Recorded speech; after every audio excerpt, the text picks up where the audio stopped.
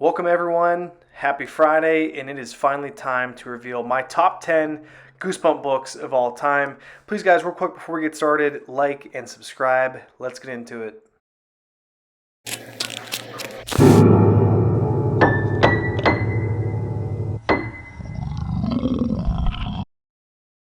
We'll start with The Werewolf in the Living Room. This is from Series 2000. This is number 17 in that series. And man, I just got through reading this book recently, and I thought it was very, very good, actually. No, there's no scene where the werewolf is sitting like this in the living room with a television remote in his hand. Unfortunately, that would have been pretty cool. But the book is actually way more serious than this cover lets on. You know, there's a lot of different environments. They kind of start off in this other country. You know, the main character and his dad, who's a very overzealous and paranoid kind of cop who is just looking for a werewolf. They think they capture one, and the weird part is they don't capture a werewolf, they capture a person in the book, and they take the person, this poor guy, they randomly just take him back to their house and put him in a cage in their living room, therefore having a werewolf in the living room. And I actually had a ton of fun with this book though. I like the werewolf scenes, them rampaging through the streets. There's kind of a weird father-son dynamic up until the very end, which the father completely just turns on his own son and is gonna basically rat the son out for being a werewolf. And then something kind of cool happens at the end where the son turns the tables on his dad. But I really enjoyed this book a lot more than I thought I would, to be honest, and it made its way all the way to number 10 for me. That is The Werewolf in the Living Room, guys. It is number 10 on my list. Number 9 is another book that I have a lot of fondness for. Read it last year. That is How to Kill a Monster. My, what a cool color scheme again, guys. When that comes up and I see a color scheme that I like, I do want to say something about it because I just feel the need to.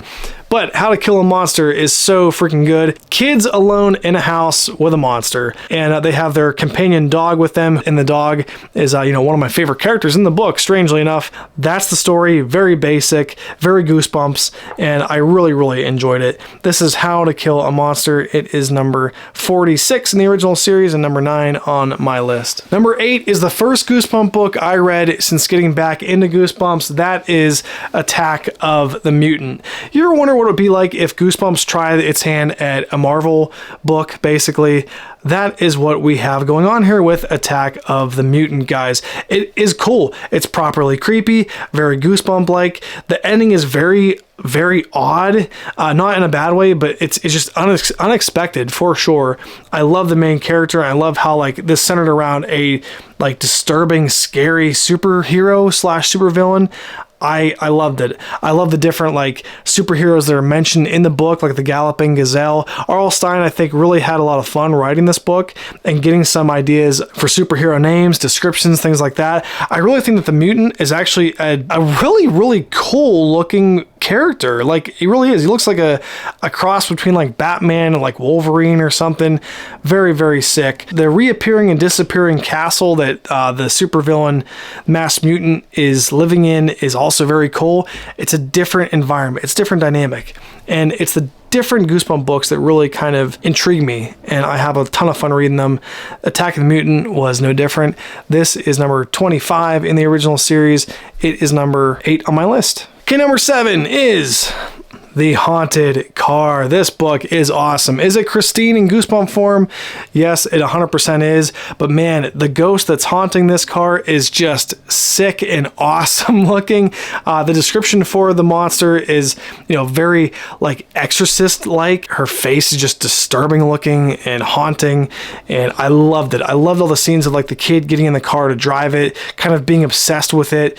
I like the scenes where his dad was going with him to pick it out. A lot of scenes where he's trapped in the car and the car is threatening to crash and everything like that. Fun and creepy and all good things that you love to see in a Goosebump book. That is The Haunted Car. It is number 21 in Series 2000, and it is number 7 on my list. All right, here we go. Another camp book, guys. It is The Horror at Camp Jelly Jam. Again, what a cool cover. The purples and greens just get me, guys. I don't know why.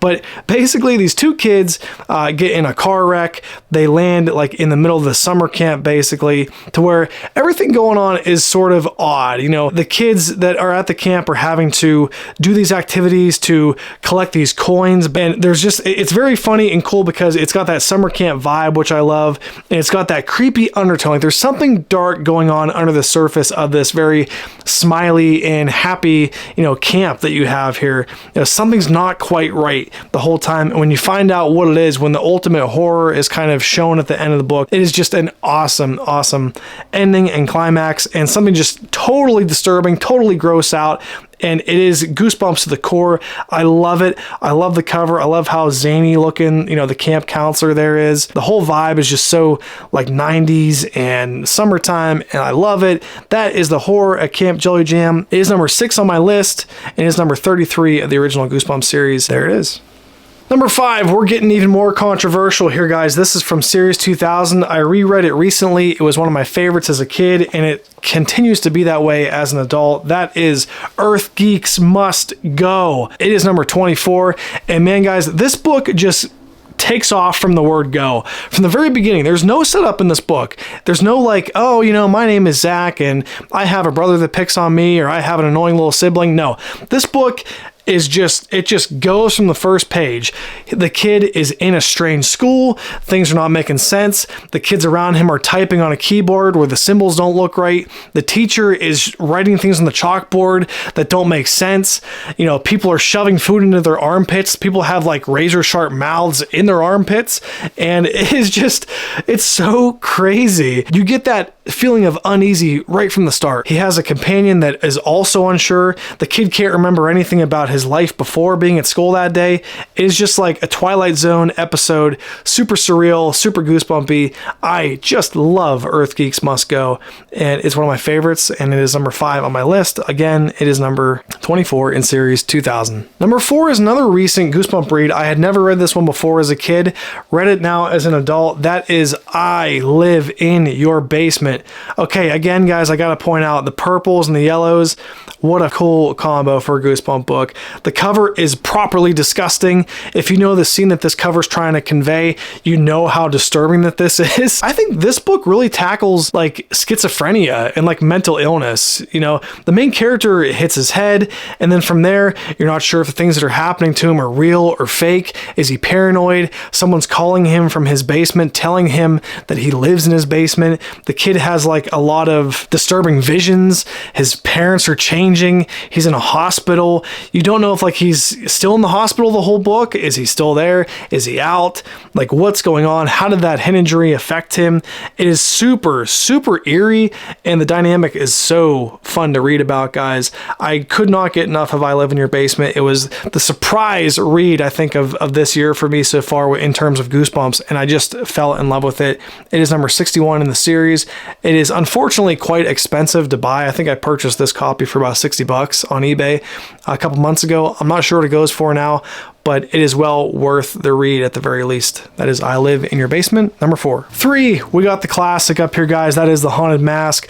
I shouldn't have to say much about this book. It's one of the ultimate Goosebump books, basically, like period, point blank. The Haunted Mask is a fantastic book that does not only have an awesome villain, it has a great message about love and support. It is ultimately a symbol of love that frees Carly Beth from the haunted mask. In the meantime, she takes a lot of revenge on people that bullied her in school. She totes around a visage of her own head that basically she pretends as like, you know, Carly Beth is dead and I am now this monster that's going to take vengeance on all the people that treated her wrong for her. It's one of those stories about someone that was a good person, and then, you know, outside influence, bullying turned them evil, and it changes them, you know, for the worse. And fortunately, in Carly Beth's case, she gets out of it and becomes a better person at the end. But it is a very awesome, wholesome message, in my opinion, for a Goosebump book, and it makes for a great Halloween read. That is The Haunted Mask. It is number 11 in the original series. It is number 3 in my heart. Love that book. Okay, guys, number 2 and number 1 may not be shocks for you if you've seen my content before. These books have not really moved, but it's for great reasons because they are so flipping good. Number 2 is, of course, Headless Halloween. This book is incredible. We follow not a nerd, not the kid that gets bullied, but we follow the bully. in this book. And the bully is actually a really cool character who you actually sympathize with throughout the course of the book because they go through so much. There is a really, really interesting alternate, like, dead world that the kid travels to, and he like jumps across this chasm to this alternate reality where all the houses are haunted by these like headless dead kids, and he must do 3 good acts to make sure that he doesn't end up as a headless kid as well. And you really feel for the main character. There's a lot of, and I mean this, for a Goosebump book, there is a lot of scenes of suspense, which is always welcome to see. It's so good. Totally a great Goosebump Halloween read list. But for me, it's at the top of that read list. It is number 10 in Series 2000, number 2 on my list. That is Headless Halloween. And number 1 should come as no surprise, everyone. It is, of course, Welcome to Camp Nightmare.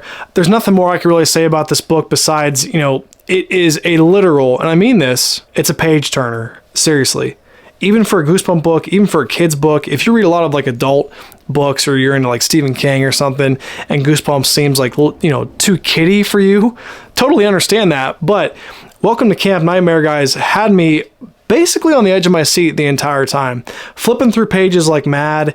It is one insane event after another. For the first time in a Goosebump book, there is a group of kids, not just the main character, a group of kids that are, you know, good friends that you actually care about, that is a good team to follow. And as they slowly get picked off in this camp and disappear and things happen to them, you truly don't know what in God's name is happening. This is actually one of the longer Goosebump books, guys. It's like 130 some pages, I think. And it is worth, besides the ending, which a lot of people have, you know, mixed feelings about, I actually have come to peace with it. And I actually, you know, don't mind the ending, but the journey to that ending is just riveting the whole way through. And I mean that. I truly mean that. For Goosebump book, who would ever thought I'd say this is legitimately a page turner, you know, not just something that I want to read as nostalgic, like, you know, juice up. It's a book that I could see myself rereading a lot because it's so good. The characters are great. The setting is great. It's got that summer camp setting that I told you guys I love. And just the scenarios, like I said, person after person slowly getting picked off. The walls are closing in on the main character until the very end when you're like, what is happening? The camp counselors won't let him talk to his parents. They cut the phone lines. The phones don't work. His friends are starting to fall by the wayside. What is going on? And at the very climax, you find out, and it is, you know, again, mixed reactions on that, but I've come to peace with it, and I certainly love this book to death. It is Welcome to Camp Nightmare. It is number 9 in the series and is number 1 in my heart. There you go, guys. There you have it. Thanks so much. That has been my top 20. Midnight Chronicler's top 20 Goosebump books of all time, or at least that I've read so far. Expect more videos like this, guys. If you like the channel, please subscribe. There are more videos like this on the channel, more top 10s, disturbing scenes in Goosebumps, things like that. If you enjoyed, guys, please consider leaving a like on the video. Very much appreciate it. See you next time.